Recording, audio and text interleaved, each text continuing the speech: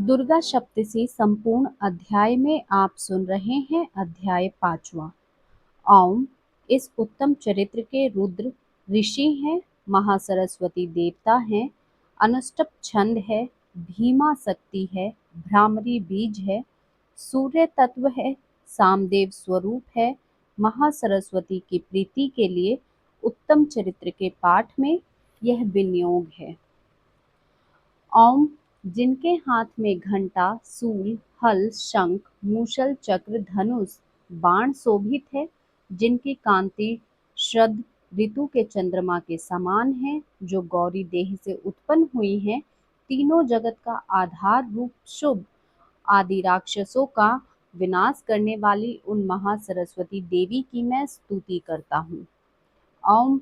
ऋषि बोले, प्राचीन काल में शुंभ निशुंभ नामक दोनों राक्षसों ने बल के मद में भरकर इंद्र का त्रिलोकी का राज्य और यज्ञों का भाग छीन लिया। तत्पश्चात उन्हीं दोनों ने सूर्य, चंद्रमा, कुबेर, यम और वरुण के अधिकार भी छीन लिए। उन दोनों ने वायु और अग्नि के अधिकार भी छीनकर देवताओं को उनके राज्य से निकाल दिया। इस प्रकार देवतागण दोनों राक्षसों से पराजित होकर तथा स्वर्ग से निष्कासित हो जाने पर अपराजिता देवी भगवती का स्मरण करने लगे। वे विचार करने लगे कि भगवती देवी ने हमें पहले वरदान दिया था कि देवताओं पर आपत्ति आने पर मैं तुम्हारे स्मरण करने पर समस्त आपत्तियों को समूल नाश कर दूंगी। ऐसा सोचकर समस्त देवता इंद्र के साथ पर्वतों में श्रेष्ठ हिमालय पर्वत पर विष्णु की माया देवी की स्तुति करने के लिए गए और प्रार्थना करने लगे। देवता बोले, देवी और महादेवी को हम नमस्कार करते हैं, शिव को नमस्कार करते हैं, प्राकृतिक एवं भद्रा को प्रणाम करते हैं। हम नियम पूर्वक जगदम्बा को नमस्कार करते हैं, रुद्र को प्रणाम करते हैं, नित्या, गौरी एवं धात्री को बारंबार नमस्कार करते हैं। ज्योत्स्नामयी, चंद्ररूपिणी एवं सुख स्वरूपा देवी को सतत प्रणाम है। शरणागतों का कल्याण करने वाली एवं सिद्ध रूपा देवी को हम बार बार नमस्कार करते हैं। राक्षसों की लक्ष्मी, राज्यों की लक्ष्मी तथा सर्वणी शिव पत्नी को नमस्कार करते हैं। दुर्गा देवी को, दुर्गा स्थलों को पार करने वाली दुर्गपारा को, सारा सर्वकारिणी ख्याति कृष्णा और ध्रुमा देवी को सदैव नमस्कार है। अत्यंत सौम्य तथा अत्यंत रौद्र रूपा को हम नमस्कार करते हैं, उन्हें हमारा बार बार प्रणाम है। जगत की आधारभूत कृति देवी को बार बार नमस्कार है।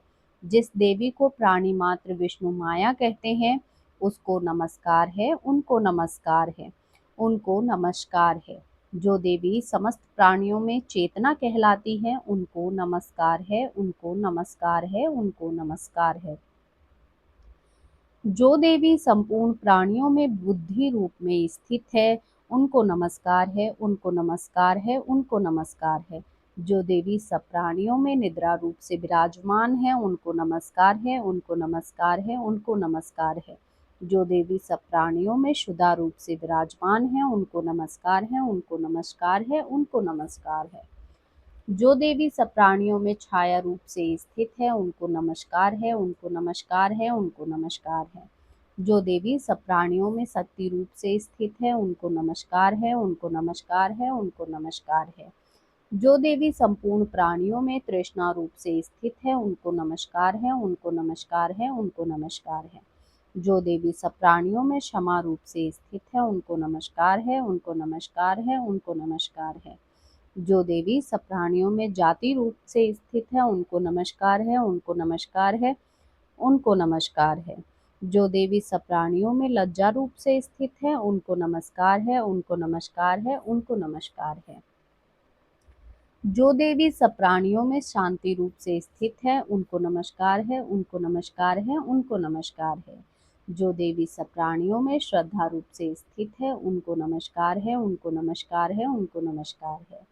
जो देवी सब प्राणियों में कांति रूप से स्थित है, उनको नमस्कार है, उनको नमस्कार है, उनको नमस्कार है। जो देवी सब प्राणियों में लक्ष्मी रूप से स्थित है, उनको नमस्कार है, उनको नमस्कार है, उनको नमस्कार है।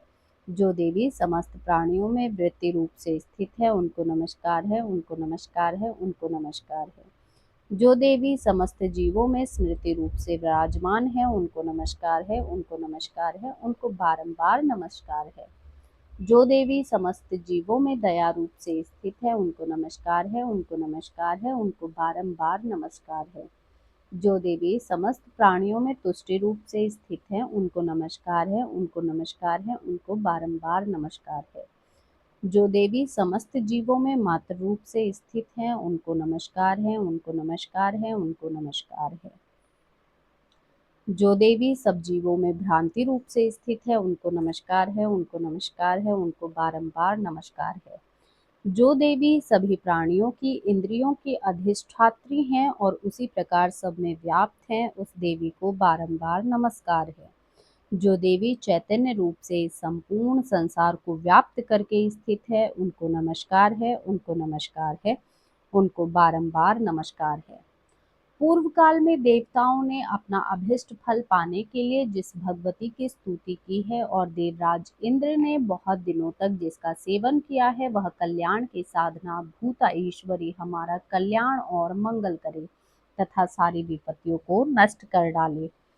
राक्षसों द्वारा पीड़ित हम सब लोग देवता उस परमेश्वरी को इस समय प्रणाम करते हैं तथा जो भक्ति पूर्वक स्मरण करने पर तुरंत ही सब विपत्तियों को नष्ट करने की क्षमता करती है, वह जगदम्बा इस समय हमारा मंगल करके हमारी सब विपत्तियों को दूर करे।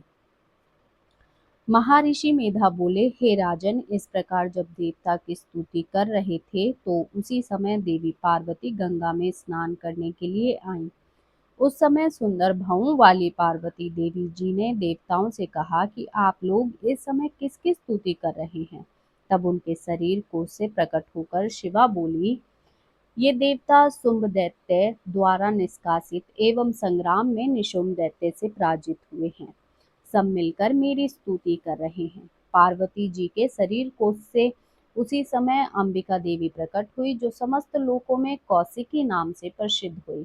जिस समय पार्वती जी के शरीर कोष से अंबिका देवी प्रकट हुई, उस समय से पार्वती जी का शरीर काले रंग का हो गया और तब से उनका नाम कालिका पड़ गया। वे हिमालय पर निवास करने चली गईं। फिर शुंभ और निशुंभ के दूत चंडमुंड वहां आए और उन्होंने परम मनोहर रूप वाली अंबिका देवी को देखा। चंडमुंड शुंभ निशुंभ के पास जाकर बोले, हे महाराज, एक सुंदर स्त्री हिमालय को प्रकाशित कर रही है। हे असुरेश्वर, हमने उस जैसी परम शक्ति को अब तक कहीं नहीं देखा, इसलिए यह मालूम करना चाहिए कि वह कौन है और किसकी है। वह स्त्री सब स्त्रियों में रत्न है। वह अपनी कांति से दसों दिशाओं को प्रकाशित कर रही है। आप चलकर उसको देख सकते हैं। हे स्वामी, तीनों लोकों में हाथी, घोड़े और मणि इत्यादि जितने रत्न हैं, वह सब इस समय आपके घर में शोभ्यमान हैं। हाथियों में हाथी ऐरावत हाथी और उत्सव नामक घोड़ा और प्राजिता नामक वृक्ष आप इंद्र से प्राप्त कर चुके हैं। हंस सहित रतन जड़ित ब्रह्मा जी का अद्भुत विमान भी आपके आंगन की शोभा बढ़ा रहा है। महापद्म नामक निधि आपने कुबेर से ले ली है। समुद्र ने आपको किंजलकनी नामक की माला प्रदान की है, जिसके कमल कभी मुरझाते नहीं हैं। सोने की वर्षा करने वाला वरुण का छत्र भी आपके पास है। रथों में श्रेष्ठ प्रजापति का रथ भी आपके ही पास है। हे असुर राज, मृत्यु से उत्क्रांदित नामक शक्ति भी आपने छीन ली है तथा वरुण का पास भी आपके भाई निशुंभ के पास ही है। आपके भाई निशुंभ ने समुद्र में उत्पन्न होने वाले समस्त प्रकार के रत्न अपने अधिकार में कर लिए हैं और ऐसे दो वस्त्र भी अग्निदेव ने आपको दिए हैं जो अग्नि में नहीं जल सकते। हे दैत्यराज, इस प्रकार सारी रत्न रूपी वस्तुएं आप संग्रह कर चुके हैं, तो फिर आप इस कल्याणमयी स्त्रियों में रत्न रूप अनुपम स्त्री को क्यों नहीं ग्रहण करते। ऋषि बोले, चंडमुंड के वचन सुनकर शुंभ ने सुग्रीव नामक राक्षस को अपना दूत बनाकर देवी के पास भेजा। सुग्रीव से शुंभ ने कहा, कि तुम मेरी ओर से उससे इस प्रकार कहना और ऐसा उपाय करना जिससे वह प्रसन्न होकर शीघ्र ही यहाँ आने को सहमत हो जाए। यह सुनकर वह दूत पर्वत के उस स्थान में पहुंचा जो कि अत्यंत सुंदर था। वहीं पर वह बैठी हुई थी। वहां जाकर दूत सुग्रीव ने मधुर वाणी में देवी से कहा। दूत ने कहा, हे देवी, दैत्यों के राजा शुम्भ ने, जो तीनों लोगों के अधिपति हैं, उन्होंने मुझे आपके पास अपना दूत बनाकर भेजा है। उनकी आज्ञा का उल्लंघन करने का साहस किसी भी देवता में नहीं है, तथा राक्षसों के समस्त शत्रुओं को उन्होंने जीत लिया है। उन्होंने जो संदेश आपके लिए भेजा है उसे हे देवी ध्यानपूर्वक सुनिए। तीनों लोकों पर मेरा अधिकार है, सब देवता मेरे अधीन है। यज्ञ के सब भागों को अलग अलग मैं ही ग्रहण करता हूँ। तीनों लोकों के उत्तम रत्न हमारे पास है और इंद्र का वाहन ऐरावत हाथी भी अब हमारे अधिकार में है। समुद्र मंथन से उत्पन्न हुआ उच्चैः श्रव नामक घोड़ा रत्न देवताओं ने बड़े विनय पूर्वक मुझे भेंट किया है। और भी देव, गंधर्व एवं नागों के पास जितनी भी रत्न रूपी वस्तुएं थी वे सब मेरी हो चुकी हैं। हे देवी, मैं आपको स्त्रियों में एक रत्न मानता हूँ, इसलिए सब अब आपको भी हमारे पास आ जाना चाहिए, क्योंकि मैं रत्नों का भक्त हूँ। हे चंचल कटाक्षों वाली सुंदरी, अब मैं यह तुम पर छोड़ता हूँ कि तुम मेरे साथ या मेरे महापराक्रमी भाई निशुंभ के साथ विवाह कर लो। यदि तुम मुझे वरोगी तो तुम्हें अतुल महान ऐश्वर्य की प्राप्ति होगी, अतः अपनी बुद्धि से सोचकर मुझे वर के रूप में चुन लो। महर्षि मेधा ने कहा, दूत के इस ऐसा कहने पर संपूर्ण जगत का कल्याण करने वाली भगवती दुर्गा मन ही मन मुस्काई और इस प्रकार कहने लगी। भगवती देवी बोली, हे दूत, तुम जो कह रहे हो वह सत्य है और इसमें किंचित मात्र भी झूठ नहीं। शुंभ इस समय तीनों लोकों का स्वामी है और निशुंभ भी उसी की तरह पराक्रमी है। किंतु इस संबंध में मैं जो प्रतिज्ञा कर चुकी हूँ उसे मैं कैसे मिथ्या कर सकती हूँ। अतः अल्प बुद्धि के कारण मैंने जो प्रतिज्ञा की है उसे तो सुन। जो मुझे युद्ध में हरा देगा और मेरे अभिमान को खंडित करेगा तथा बल में मेरे समान होगा वही मेरा पति होगा। इसलिए शुंभ या महापराक्रमी निशुंभ यहाँ आए और युद्ध में मुझे हराकर मुझसे विवाह कर ले। इसमें भला देर की क्या आवश्यकता है।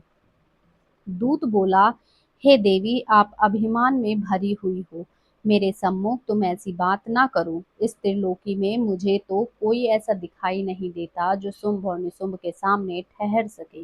हे देवी, जब अन्य देवताओं में से कोई शुंभ व निशुंभ के सामने युद्ध में ठहर नहीं सकता तो फिर तुम जैसी कामनई स्त्री उसके सामने रणभूमि में कैसे ठहर सकेगी।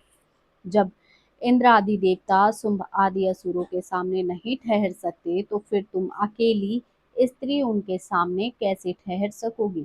तुम मेरे कहने से शुंभ निशुंभ के पास चली जाओ, ऐसा करने से तुम्हारे गौरव की रक्षा होगी। अन्यथा जब वे तुम्हें केस पकड़कर घसीटते हुए ले जाएंगे तो तुम्हारा गौरव नष्ट हो जाएगा। देवी बोली, जो कुछ तुमने कहा ठीक है। शुंभ निशुंभ बड़े बलवान हैं, लेकिन मैं क्या कर सकती हूँ, क्योंकि अल्प बुद्धिवश मैंने प्रतिज्ञा कर चुकी हूँ। इसलिए तुम जाओ और मैंने जो कुछ तुम्हें कहा है वह सब आदर पूर्वक असुरराज से कह दो। इसके पश्चात वह जो उचित समझे करे। जय माता दी। अब सुनिए छठा अध्याय।